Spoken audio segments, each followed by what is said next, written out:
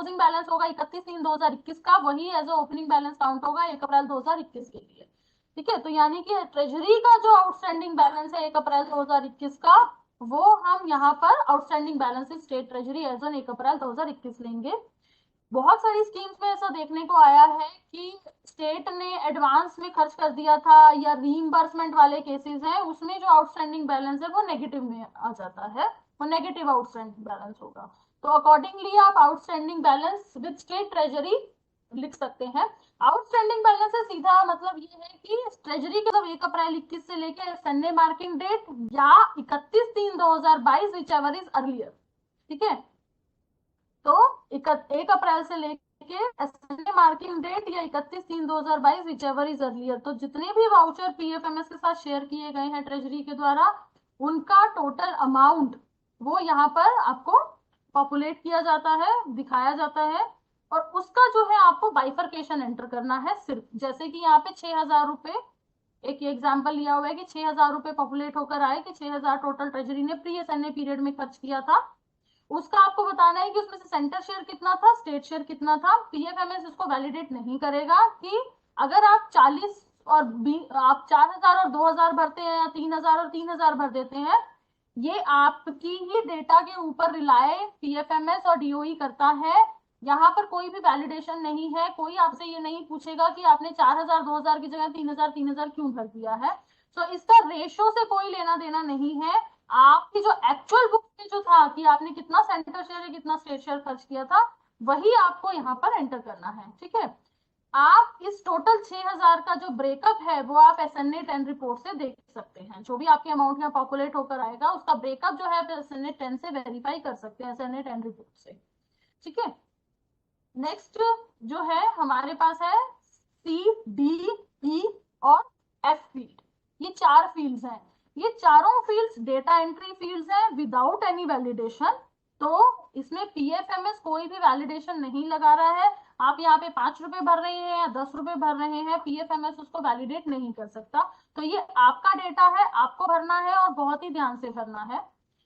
आपको क्या करना है, क्योंकि ये सी, डी, ई, ए से लेके ई तक की फील्ड सारी की सारी 21-22 फाइनेंशियल ईयर से पर्टेन करती हैं, तो आपको 21-22 फाइनेंशियल ईयर की एसएनए 10 रिपोर्ट निकालनी है। आपको मालूम है आपकी स्कीम के लिए ट्रेजरी से कितना टोटल खर्चा हुआ है, रिलीज और एक्सपेंडिचर मिला के।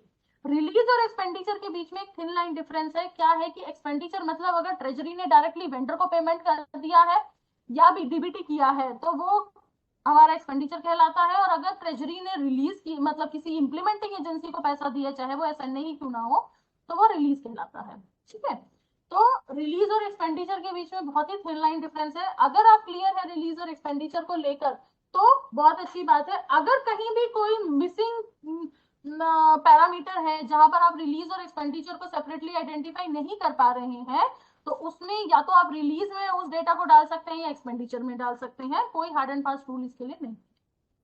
तो आपको अपनी 2021 की 21-22 फाइनेंशियल ईयर की एसएनए 10 रिपोर्ट देखनी है। आपको मालूम है आपकी स्कीम के लिए ट्रेजरी से टोटल 150 करोड़ रुपए निकला था, लेकिन जो एसएनए 10 रिपोर्ट है वो 120 करोड़ ही दिखा रही है, यानी कि 30 करोड़ के मिसिंग वाउचर्स हैं। ठीक है, अब 30 करोड़ के मिसिंग जो वाउचर्स हैं, आप सबसे पहले अपनी एसएनए 8 चेक कीजिए कि क्या कोई head of account mapping missing तो नहीं है। अगर head of account mapping missing है तो आप उसको हेड ऑफ अकाउंट मैपिंग को करिए, करवाइए ट्रेजरी से, और ट्रेजरी को बोलिए कि ये जो मिसिंग वाउचर्स हैं 30 करोड़ के, वो उसका डेटा भी आप पीएफएमएस को पुश करें।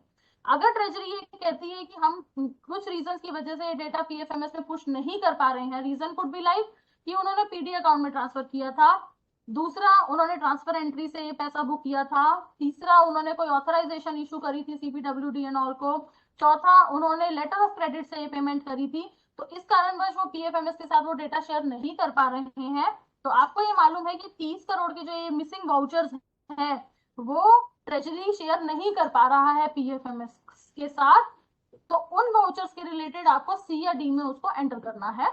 अगर वो प्री एसएनए पीरियड के हैं तो आप सी में डाल सकते हैं, अगर वो पोस्ट एसएनए पीरियड से पर्टेन करते हैं तो डी या ई में आप डाल सकते हैं। पोस्ट एसएनए पीरियड में क्योंकि हमारे पास 2 क्लासिफिकेशन होती है कि वो नॉन एसएनए है या एसएनए एक्सपेंडिचर है, तो नॉन एसएनए है तो आप डी में डाल दीजिए, अगर वो एसएनए को ट्रांसफर किया गया था पैसा, तो आप ई में डाल दीजिए। तो आपको सबसे पहले आइडेंटिफाई करने हैं कि मिसिंग अमाउंट कितना है, मिसिंग वाउचर्स कितने हैं। अगर आप वो आइडेंटिफाई कर लेते हैं कि मिसिंग अमाउंट कितना है, मिसिंग वाउचर्स कितने हैं, तो अकॉर्डिंगली आप सीडीई में उसको डाल सकते हैं। अगर वो मिसिंग अमाउंट का आपको बाइफर्केशन नहीं किसी तरह से भी मिल पाता है कि वो प्री एसएनए पीरियड का है या पोस्ट एसएनए पीरियड का है, तो आप सी या डी किसी में भी उसको डाल सकते हैं। ठीक है, इसके ऊपर कोई भी वैलिडेशन नहीं है। तो लेकिन ई में डालते हुए बहुत ध्यान से आपको देखने की जरूरत है, ई डेटा जो है वो एसएनए रिलीज से पर्टेन करता है। कि जो जैसे मैंने एग्जांपल में कहा कि 30 करोड़ के वाउचर्स मिसिंग है, तो क्या वो 30 करोड़ रुपए एसएनए को गया था, तो ही आप उसे ई में डालिए, अदरवाइज आप सी या डी में किसी में भी उसको डाल सकते हैं। क्योंकि ई का इम्पैक्ट जो है वो एसएनए 1 रिपोर्ट में आता है, सी और डी का इम्पैक्ट सिर्फ एसएनए 9 में आता है for deficit calculation. C D E तीनों का इम्पैक्ट एसएनए 9 में आता है, लेकिन ई का इम्पैक्ट एसएनए 1 में भी आता है।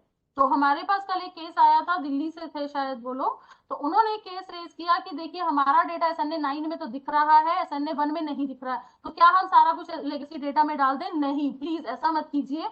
इसीलिए मैं ना तो आपको एसएनए 1 वेरीफाई करने के लिए कह रही हूँ, ना मैं एसएनए 9 वेरीफाई करने के लिए कह रही हूँ। आपको एसएनए 10 वेरीफाई करनी है कि जितने वाउचर आपके ट्रेजरी ने पे किए हैं वो सारे के सारे पीएफएमएस पर रिपोर्ट होने चाहिए, टोटल अमाउंट रिपोर्ट होना चाहिए। जो मिसिंग अमाउंट है, मिसिंग वाउचर्स हैं, वो आप सीडीई में किसी में भी डाल सकते हैं।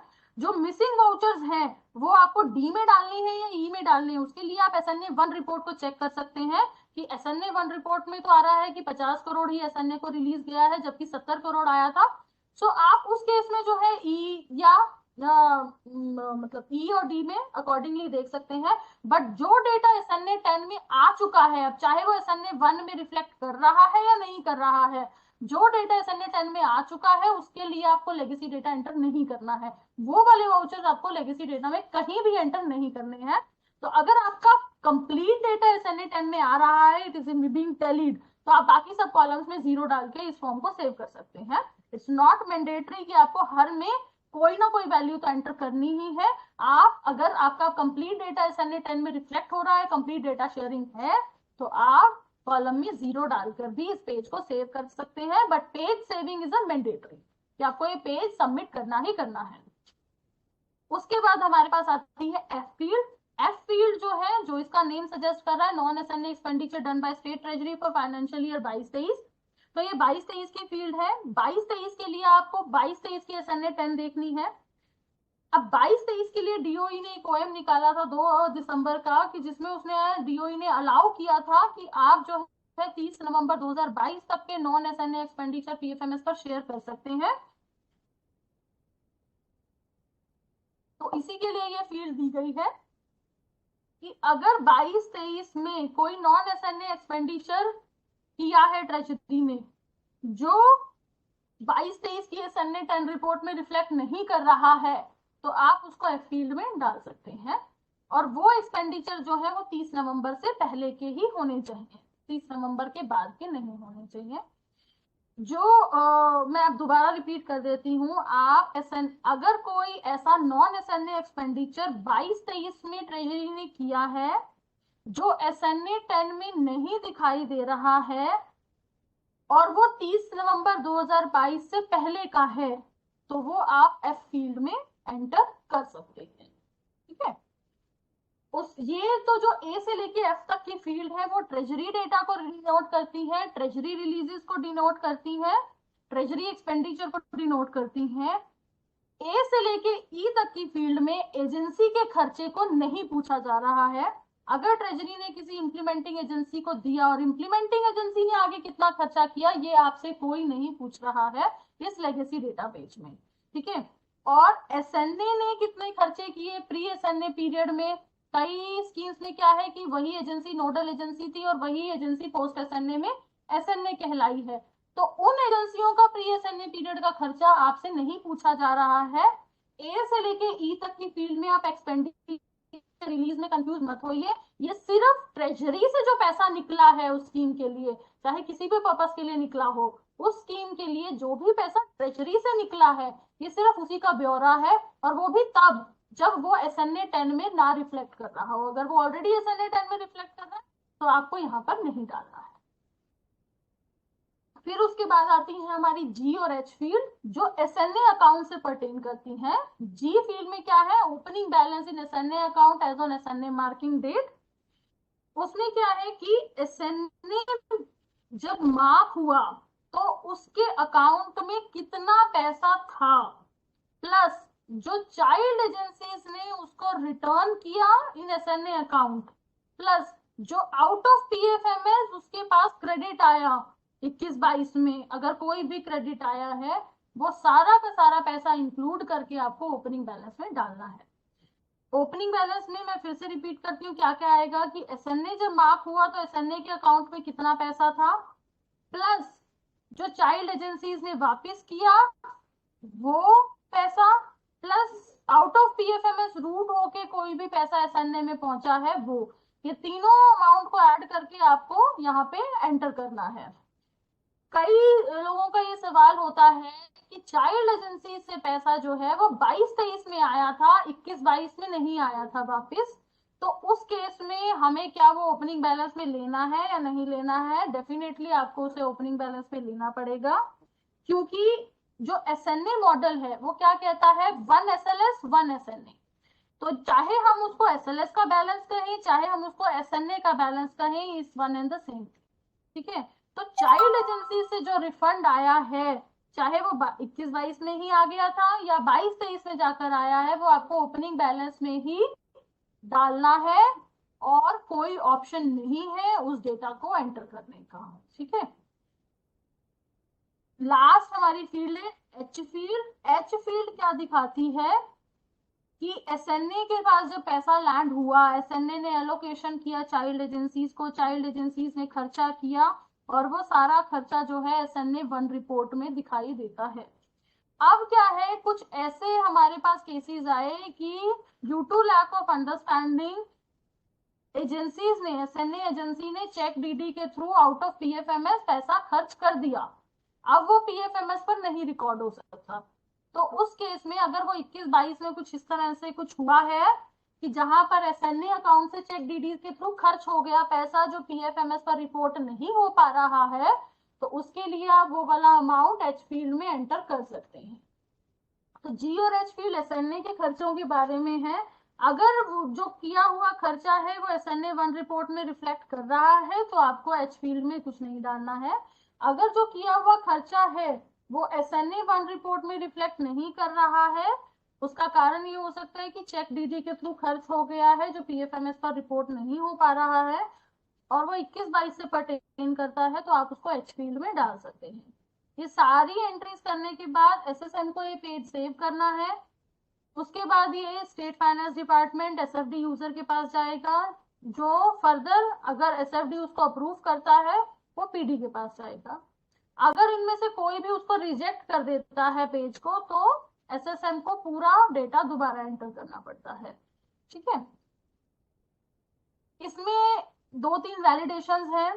पहली कि जब भी एसएसएम ये डेटा को फिल करता है तो ट्रेजरी इंटीग्रेशन फ्रीज हो जाता है। ट्रेजरी इंटीग्रेशन फ्रीज होने का क्या मतलब है कि ट्रेजरी इंटीग्रेशन का अब तक का डेटा फ्रीज हो जाता है, यानी कि ट्रेजरी इंटीग्रेशन के थ्रू हम पुराना कोई भी वाउचर एक्सेप्ट नहीं करेंगे, ठीक है। मतलब कि अगर एसएसएम आज एंट्री कर रहा है तो आज तक का ट्रेजरी इंटीग्रेशन फ्रीज हो जाएगा, यानी कि पुराना कोई भी वाउचर हम ट्रेजरी इंटीग्रेशन के थ्रू एक्सेप्ट नहीं करेंगे। तो डेटा एंट्री करने से पहले आप अपनी एसएनए 10 एसएनए 8 वेरीफाई कर लीजिए, कोई head of account mapping missing नहीं होनी चाहिए। एसएनए 10 के जो मिसिंग वाउचर्स हैं वो आप ट्रेजरी से पुश करा दीजिए, अगर वो पुश हो सकते हैं तो ठीक है, नहीं हो सकते तो लेगेसी डेटा में आप एंटर कर सकते हैं। आप एसएनए 10 आज तक की वेरीफाई कर लीजिएगा कि सारे वाउचर जो है वो पीएफएमएस में कंज्यूम हो चुके हैं या नहीं हो चुके हैं, तो तभी आप डेटा एंट्री को स्टार्ट कीजिए।